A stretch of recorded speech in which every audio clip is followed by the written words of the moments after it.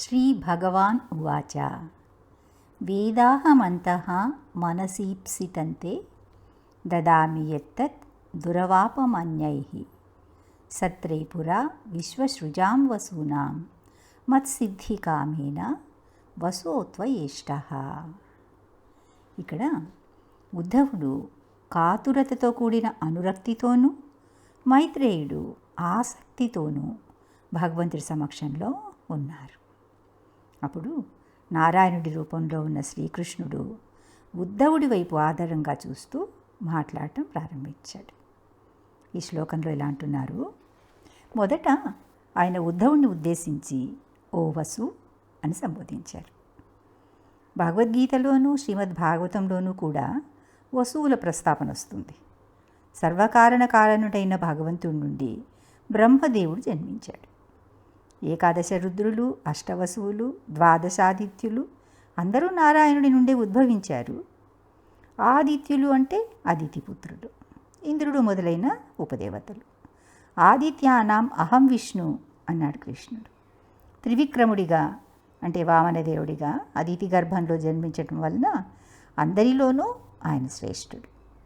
దేవతలు, వసువులు వీళ్ళందరూ కూడా జగత్తును నిర్వహించేటటువంటి కార్యాన్ని భగవంతుడి పరంగా చేస్తూ ఉన్నారు. ఒకసారి ఊర్ధ్వలోకాల్లో ఉన్న దేవతలు ఈ అష్టవసువులు కలిసి తమ జీవిత చరమగమ్యాన్ని పరిపూర్ణం చేసుకోవడం కోసం ఒక యజ్ఞాన్ని చేశారు. ఆ అష్టవసువుల్లో ఉద్ధవుడి ప్రధాన విస్తరణ అయిన ఒక వసువు భగవంతుడితో సన్నిహిత బాంధవ్యాన్ని కోరుకున్నాడు. బద్ధజీవులు 84 లక్షల జీవరాశుల్లో ఏదో ఒక రూపంలో జన్మలు తీసుకుంటూ ఉంటారు. భౌతిక ప్రకృతి జీవుల కర్మలను అనుసరించి వాళ్ళు అనుభవించదగ్గ దేహాన్ని శాంక్షన్ చేస్తుంది. కొంతమందికి వాళ్ళ ఫిలాసఫీని అనుసరించి ఒకసారి మనిషిగా పుట్టినవాడు మళ్ళీ మనిషిగానే జన్మిస్తాడు. ఏ విత్తనం వేస్తే ఆ చెట్టే మొలుస్తుంది, కానీ మామిడి విత్తనం చేస్తే వేప చెట్టు రావడం అసంభవం అంటారు. అది వాళ్ళ ఫిలాసఫీ. కానీ అందులో సత్యం లేదు. అసలు దేహానికి స్వతంత్ర ప్రతిపత్తే లేదు. ఆత్మ చరించటానికి దేహం ఒక యంత్రంగా లేదా వాహనంగా ఇవ్వబడింది. ఈశ్వరః సర్వభూతానాం హృద్దేశే అర్జున తిష్టతి భ్రామయన్ సర్వభూతాని జంత్రారూఢాని మాయయా. ఇది భగవద్గీత 18th చాప్టర్లో వస్తుంది. భౌతిక శక్తి చేత తయారు చేయబడిన యంత్రంలో జీవులు పరిభ్రమిస్తూ ఉన్నారు. ఆ వాహనం ఎప్పుడూ ఒకేలాంటి వాహనం ఉండదు. ఒక్కొక్కసారి ఆకాశంలో విహరించే విమానం లాంటి గొప్ప వాహనం దొరకవచ్చు. అంటే స్వర్గలోకాలలో దేవతల్లాగా జీవించగలగడం. మరొకసారి సైకిల్ లాంటి సాధారణమైన వాహనం దొరకవచ్చు. మరికొన్నిసార్లు జంతు దేహాలు, అంతకంటే హీనమైన సర్పాలు లాంటి దేహాలు కూడా పొందొచ్చు. పునరపి జననం పునరపి మరణం. జనన మరణ చక్రాల పరిభ్రమణంలో పొందే అనేక జన్మలు కానీ వాటి అనుభవాలు కానీ ఎవరికి స్మృతిలో ఉండవు. అందుకే కృష్ణుడు నాశం లేని ఈ యోగ శాస్త్రాన్ని పూర్వం నేను వివస్వంతుడికి ఉపదేశించాను అని చెప్తాడు. అప్పుడు అర్జునుడు, నువ్వు నాకు సమకాలీనుడివి కదా, ఎన్నో వేల లక్షల సంవత్సరాలకు పూర్వము సూర్యుడికి దీన్ని బోధించావంటే నేను ఎలా అర్థం చేసుకోవాలి అని. భగవంతుడి గురించి అవగాహన లేని నాస్తికులు, అసురులు అన్నిటినీ తమ దృక్కోణం నుంచి విశ్లేషిస్తారు. కానీ అర్జునుడు అలా కాదు, కృష్ణ భక్తుడు. అతనికి కృష్ణుడి దివ్యత్వం పట్ల ఎటువంటి అపోహలు లేవు. ఈ విషయాన్ని తన కోసం కాకుండా భగవంతుడి పట్ల నమ్మకం లేని వాళ్ళ కోసం, భగవంతుడి దేవాది దేవత్వాన్ని సంశయించే వాళ్ళ కోసం అర్జునుడు అడిగాడు. దాని కృష్ణుడు బహూని మే వ్యతీతాని జన్మాని తవ చ అర్జున తాన్యహం వేద సర్వాణి నత్వం వేత్త పరంతప అని సమాధానం ఇచ్చాడు. అంటే అర్జున, నువ్వు నేను కూడా అనేక జన్మలెత్తాము, అవన్నీ నాకు జ్ఞాపకం ఉన్నాయి, నీకు లేవు. భగవంతుణ్ణి అచ్యుతుడు అంటారు. చ్యుతి లేకపోవడం అంటే మెటీరియల్ అసోసియేషన్లో ఉన్నప్పటికీ కూడా తన అలౌకికమైన స్థితి నుంచి ఒక్కసారి కూడా పక్కకు వెళ్ళడన్నమాట. బద్ధజీవులు బహిరంగ శక్తికి లోబడి అనేక జన్మలు తీసుకుంటుంటారు. ఆ బ్రహ్మభువనాల్లోకో పునరావర్తినో. కానీ భగవంతుడి నిత్య సహచరులైన భక్తులు భగవంతుడి ఉద్యమంలో పాల్గొనటం కోసం ఆయనతో పాటు భూమిపైన జన్మిస్తారు, తిరిగి భగవద్ధామానికి వెళ్ళిపోతూ ఉంటారు. ఇక్కడ అష్టవసువులలో ఒక వసువు భగవంతుడితో సాహచర్యాన్ని అపేక్షించాడు. ఎన్నోసార్లు చెప్పుకున్నట్లు తనతో ఎవరు ఏ విధమైన బాంధవ్యాన్ని కోరుకుంటారో భగవంతుడు దాన్ని అనుగ్రహిస్తాడు. చివరికి తనతో శత్రుత్వాన్ని కోరినా కూడా, భౌతికమైన సుఖాలు ఆశించినా కూడా వారి వారి కర్మఫలాన్ని అనుసరించి వాటిని శాంక్షన్ చేస్తుంటాడు.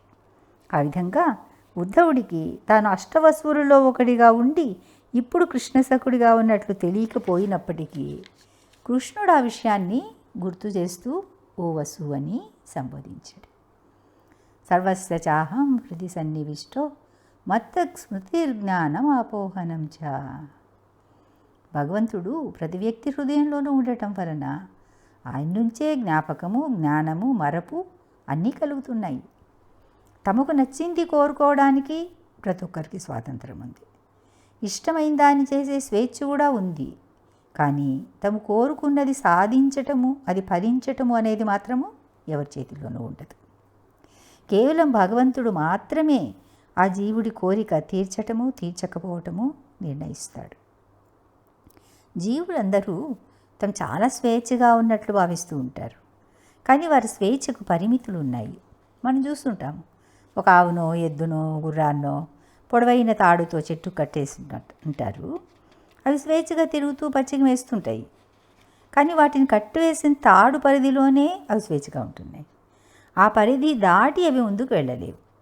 అందరూ అంతే, మనం కూడా అంతే. ఎవరికీ స్వతంత్ర ప్రతిపత్తి లేదు.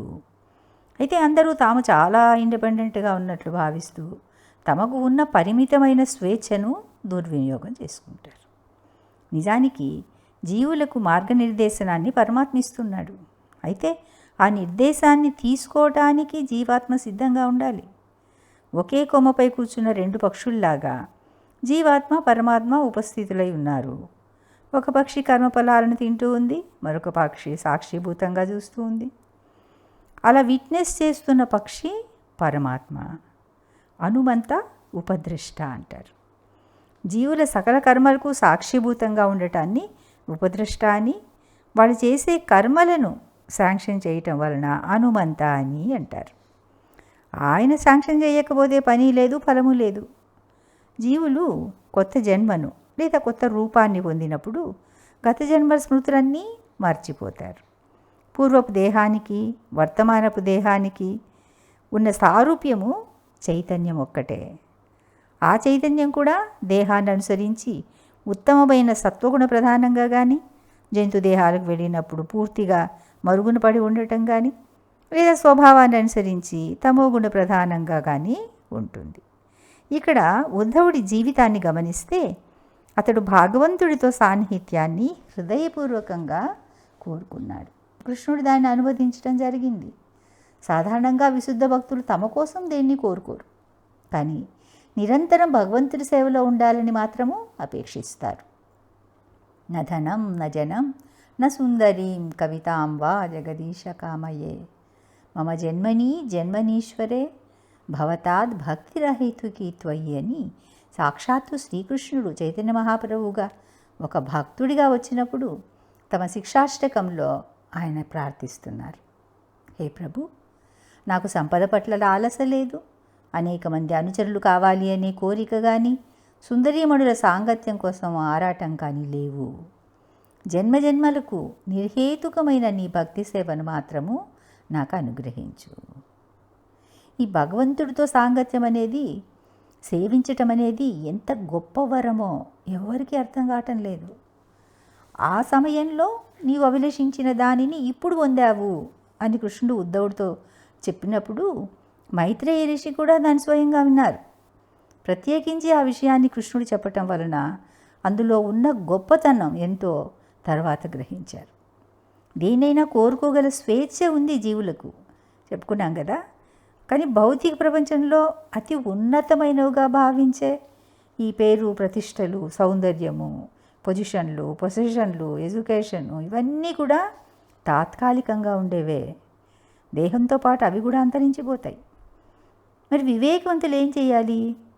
ఏ క్షణంలో అయినా చేయి జారిపోయే అటువంటి తాత్కాలికమైన వాటిని కోరుకోవటం కాకుండా నిత్యమైన శాశ్వతమైన భగవంతుని పొందటానికి ఆరాటపడాలి. బృందావనానికి వెళ్ళిన ఒక దొంగ గురించి ఇంతకుముందు ఒకసారి చెప్పాను. ఒక దొంగ రాజభటుల బారి నుంచి తప్పించుకుని పారిపోతూ భాగవత శ్రవణం చేస్తున్న ఒక గ్రూపులోకి ప్రవేశిస్తాడు. ఆ హరిదాసు కృష్ణుడి బాల్యలీలను గురించి వర్ణిస్తున్నాడు. యశోదామాత కొడుకుకి ఎంతో విలువైన ఆభరణాలతో అలంకరిస్తుంది. అతని మిత్రులతో కలిసి ఆవుదూడల్ని తోలుకుని అడవికి వెళ్తాడు. ఇవన్నీ ఆ దొంగ చాలా ఆసక్తిగా వింటున్నాడు. హరికథ పూర్తయ్యి అందరూ తమ ఇళ్లకు బయలుదేరారు.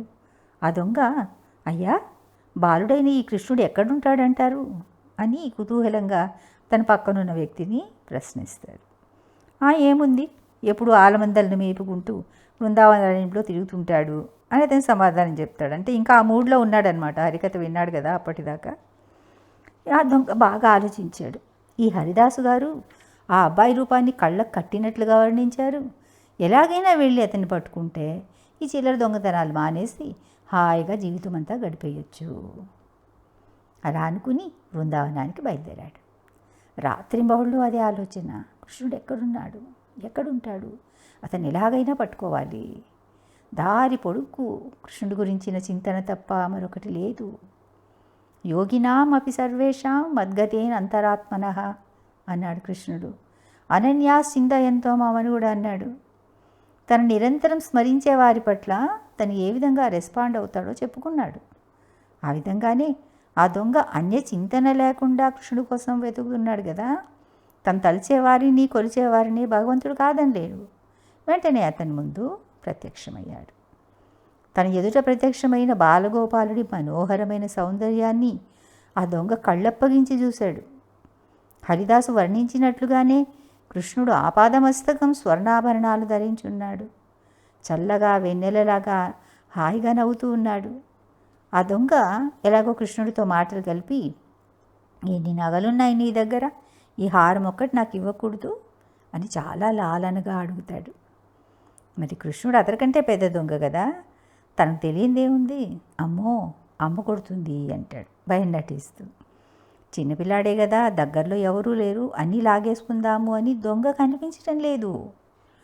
ముద్దులు మూటగడుతూ అమాయకంగా నవ్వుతూ మాట్లాడుతున్న కృష్ణుడి రూపము అతని మనసుని పూర్తిగా మార్చేసింది.